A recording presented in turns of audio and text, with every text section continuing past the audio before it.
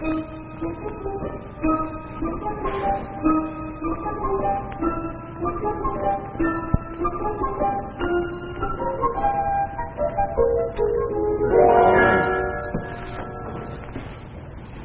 the bums.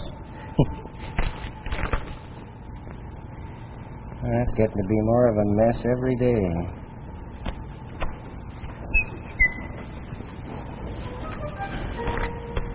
Oh, hi there. Sam Whipple's my name. You've probably never heard of me. I don't know why you should have. I'm just an ordinary fella, same as you. Got my little dreams. I've got my little fears. I see a sign, keep off the grass. Well, I keep off. Now, wait a minute. There is something different about me. You see, I invented a time machine. That's right. Right now, you're looking at a real bona fide time traveler. I admit it sounds fantastic, but it's really true. Let me see now. Anyway, I invented this time machine. It was crude, but effective. And my story begins in the city of New York, in the office of a great scientist and world citizen, Dr. Jarvis, about 100 years from now, in the year 2052.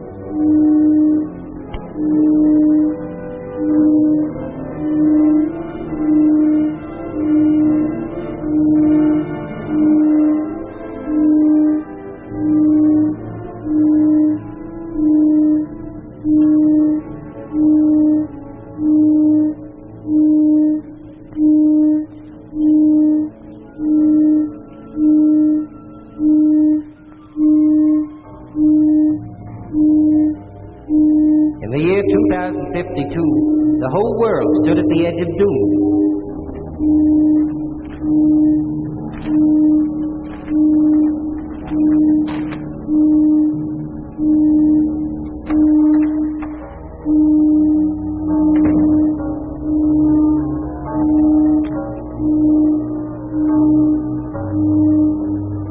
Oh, Mary, any further word? Yes, Father, from Nomura and Dr. Kolenko.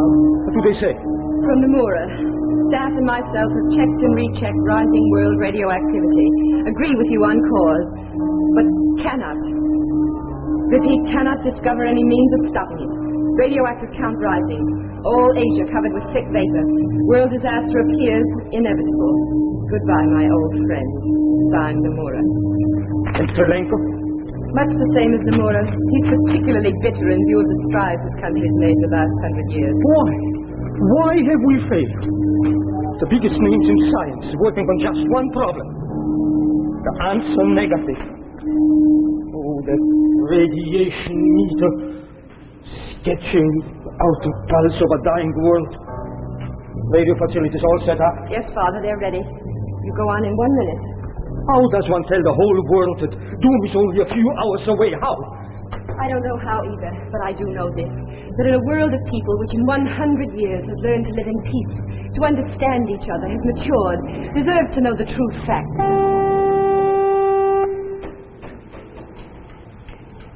15 seconds. I can't. You're a scientist. Would you like the true facts withheld from you? All right.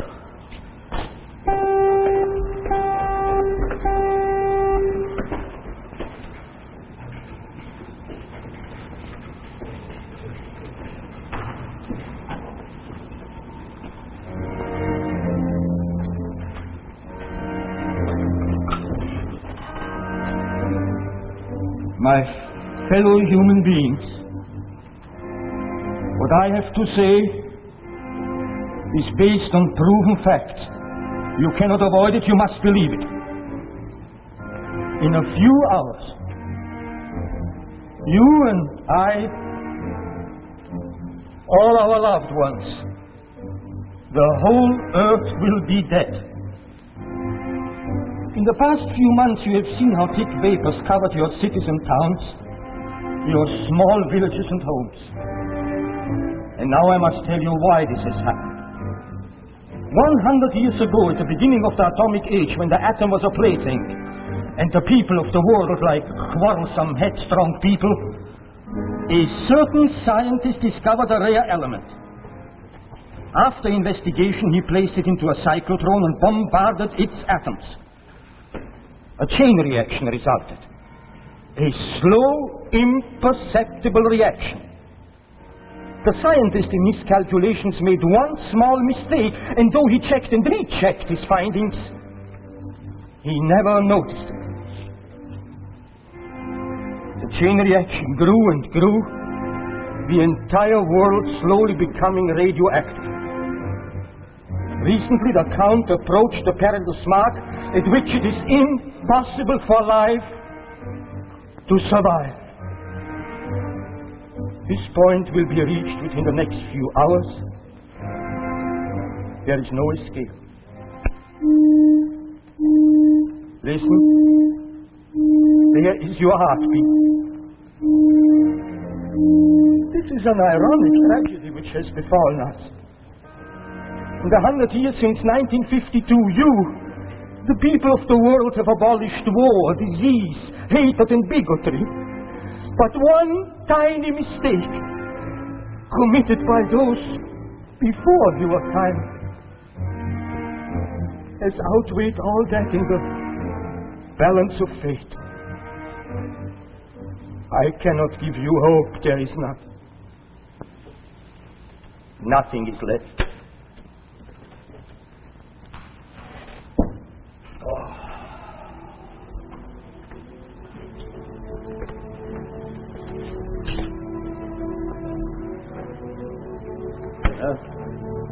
Nothing to do now but wait.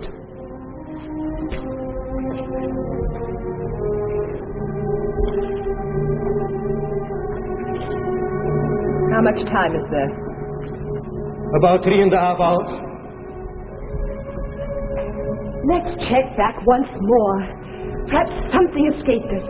No harm in trying. We've nothing to lose. You are right. Come on. We'll start from the beginning. We turn the teletime set to June 30th, 1952. That's when Dr. Thorne made a mistake. Oh, what a wonderful scientific age this has been. Through this machine we can recapture the past, but the future is out of range. Now we'll turn the location dial to New York in June 30th, 1952. There, watch. There, for the 5th time it checks. Well, are we all set, Doctor? Yes, we're ready. Let's start the cyclotron.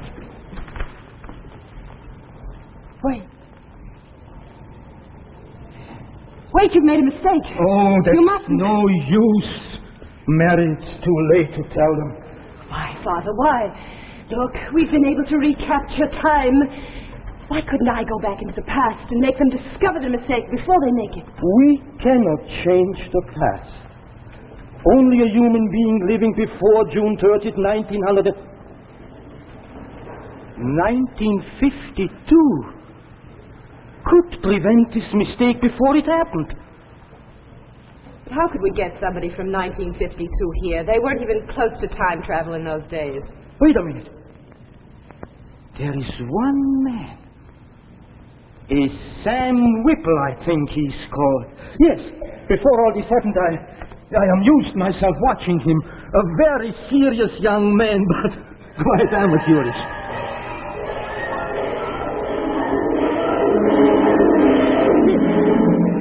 There he is, still walking away. Is that a time machine? It looks ridiculous. No, It could never work. No, it's all there. It's all there. It's only that the wires are not attached to the proper terminals. If he could only adjust that, I think we could control his arrival through this machine. Well, there's the time machine. You hear the generator going? Well, that's the secret. I was trying to generate enough power in my time vest to free me from the gravity of time. Wasn't easy on the electric bills, I can tell you that. Sam!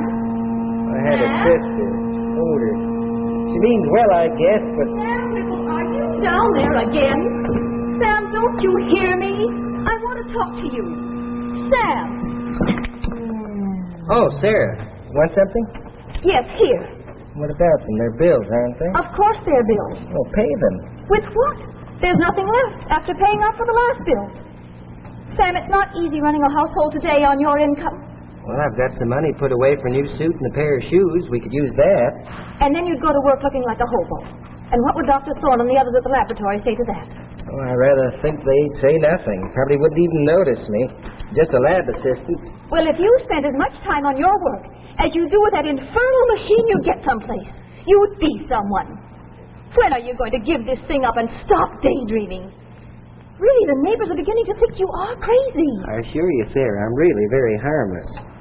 But as for giving this up, this is what may turn my dreaming into reality. As a boy, you were afraid to face things, and you still are.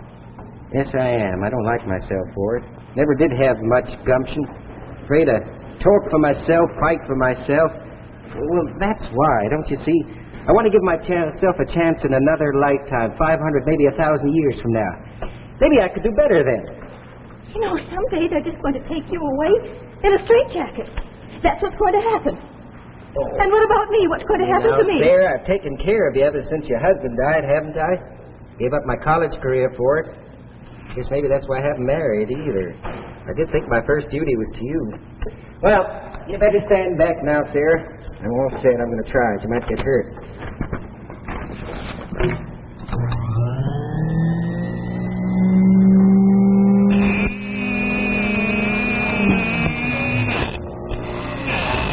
I guess not this time. These wires, if I could only get them straight.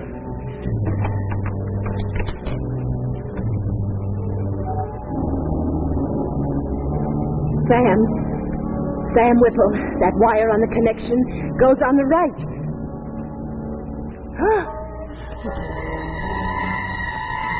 Father. Yes.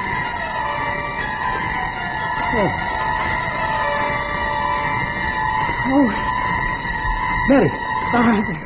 Father. No. I beg your pardon for bursting in like this, but could you tell me where I am? He made it.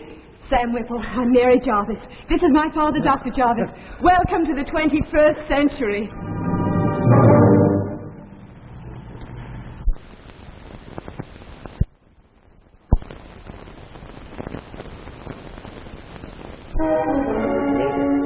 My time machine works. I made it. Oh, thanks. Say, what year is this? June 30, 2052. Only 100 years. I thought I'd go at least 1,000. Oh, well. Say, your clothes, they don't seem much different from ours. I thought they'd be kind Just a bit more comfortable, that's all. Mind if I look around? Please do. Thanks.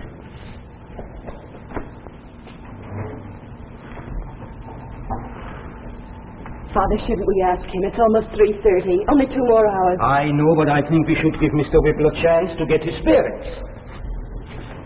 Say, wait a minute. How did you know I was coming? The teletype said you saw. Through it, we can look back into the past. That's how we knew. Hey, that's wonderful. Say, if I stayed here, do you suppose I could work on things like that and all of this? I'm a lab assistant with Dr. Thorne. You know him? We've heard of him. I think if I could get to do some real studying at a good school, well, that would take money, wouldn't it? That is not necessary. The government takes care of everybody's tuition. The government? Well, how can they afford it? What with defense and armies and things like that? That's no longer necessary. We are at peace with the world. You mean no Cold War with any country? No, we are all the best of friends. Yeah, that's wonderful. Oh, I could like it here. What about diseases? We've discovered the cause and cure of cancer, among other things. Cancer? You know, my father died of cancer. Please, I have a favor to ask. Is it possible for me to stay in this century, live my life out? I'd give value in return. I'd work. I'd do anything.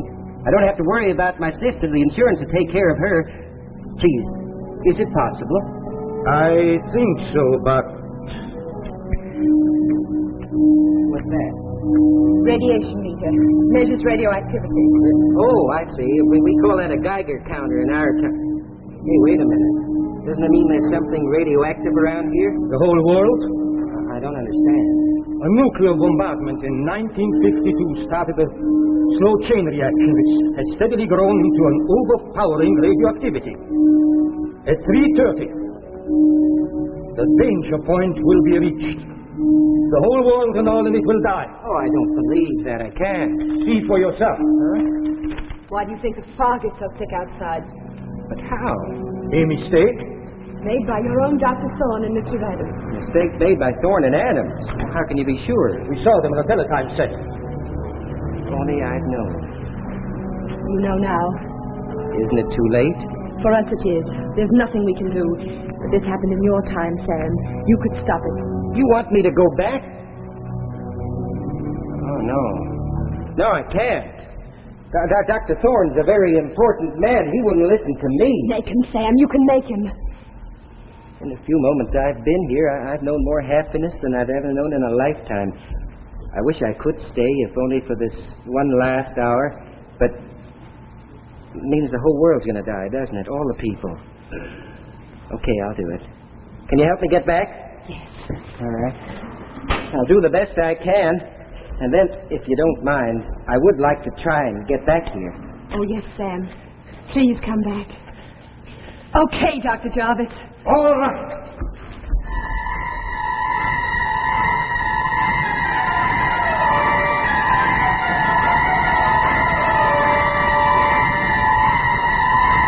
I'm back. Hey, where's my umbrella? Sam, where have you been? Where? It worked, Sarah. It worked. It worked. I don't Here, help me understand get what's this going off. on around here. I'll tell you later. What time is it? It's 3:10. Pastor, it gives me 20 minutes. I'll see you later, 20 Sarah. minutes for what, Sam? have time. I've got to hurry. Sam!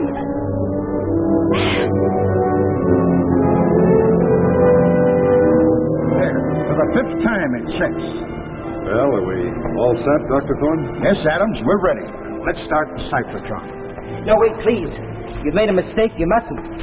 Who in thunder is this? Say, I know you.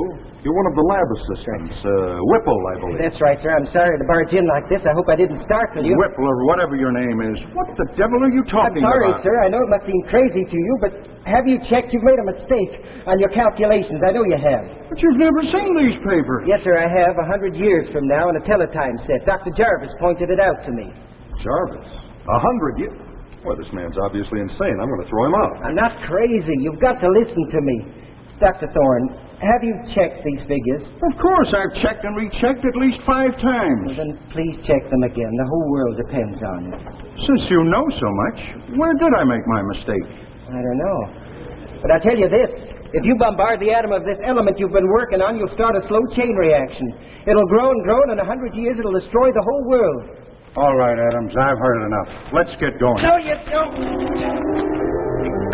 You wouldn't dare. Burn it. It's burned. I think you'll have to check back now. I'm sorry to cause you all this extra work, but you did make a mistake, you know. What do you... Whipple, get out of here and don't ever come back. You're fired. You can't fire me. I quit. Quit. Hey, that sounds good. I'm going back to the year 2052 where a man can have a future. Good day, gentlemen. Burned. All burned. A mountain of work. Guess we'll have to start again. Adams, I wonder, do you suppose I could have made a mistake?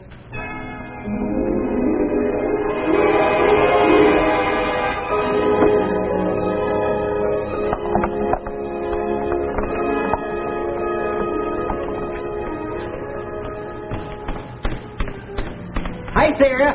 How's my favorite sister? You have gone mad. Yep, gone happy and mad. Where have you been? Where? Oh, I've been over to the laboratory. Told Dr. Thorne he'd made a mistake in his calculations. He didn't like it. You don't mean he fired you? Oh, he tried to, but I wouldn't let him get away with that. I quit. Quit? Yep. How we live? Oh, I've taken care of all that. I'm going back into the future, and I guess in that case the insurance company will consider me dead, so that'll leave enough money to make you comfortable. Well, goodbye, Sarah. Here we go. Sam Whipple, you're not going anywhere. Huh? I've seen to that. One of us has to have a head on our shoulders.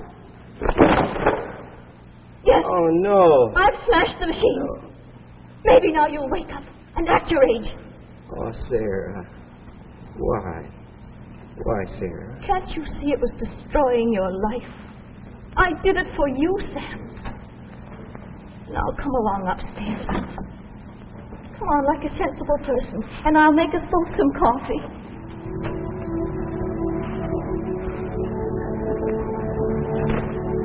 not going anywhere.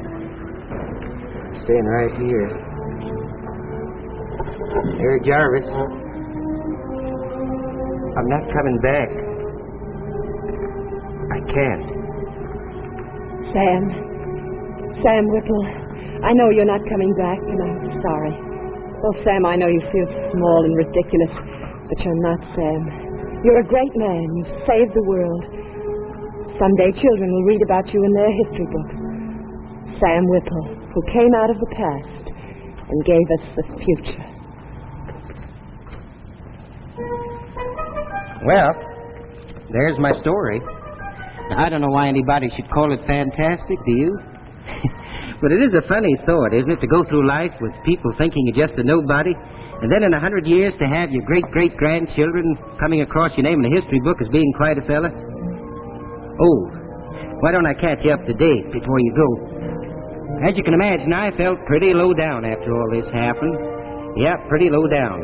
But then Dr. Thorne discovered he had made that mistake, and, well, he looked me up and apologized very handsomely. He still can't figure out, though, how I knew about the mistake. Anyway, he gave me a darn good job. Time machine. No, I never did try to fix it. Somehow, I don't know how, I seemed to change quite a bit then. Oh, I used to go out more than I used to. More get up and go. Well, I even had enough gumption to go to a party one day at a friend's house. Met a very nice girl there. Her name was Ruth. Funny thing, though. First time I met Ruth, why, she reminded me a little of Mary Jarvis. Well, anyway, Ruth and I, we hit it all fine, and after a little while, she did me the honor of becoming Mrs. Whipple. Just goes to show, I guess, a fella can have his future in his own lifetime, too. Oh, hi, honey. Well, I guess it's time to go now, so pleasant dreams.